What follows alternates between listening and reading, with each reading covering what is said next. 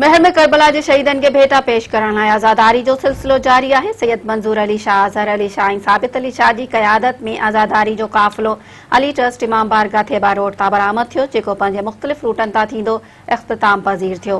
काफ़िले में शहर के मकामी अंजुमनन के नुहा ख़्वानन सैयद शेर मोहम्मद शाह लखियारी, शफ़क़त अब्बास शाह, इमरान अली शाह, सिकंदर अली शेख, सैयद मुज़म्मिल अब्बास शाह, आमिर अली शेख नुहा ख़्वानी कई।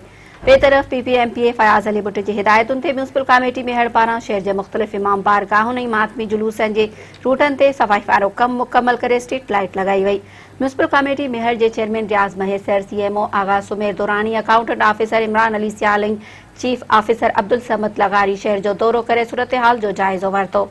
पुलिस पारां सिक्योरिटी इंतजाम सख्त किया विया। SSP दादू डॉक्टर फरूख रज़ा मलिक मेहड़ जो दौरो करे अमन अमान वारी सूरत हाल जो जायज़ो वरतो। DSP मेहड़ अब्दुल खालिक वगड़ ऐं SHO मेहड़ शफी मोहम्मद गोलो के हाई अलर्ट रहण जो हिदायतूं जारी कयूं।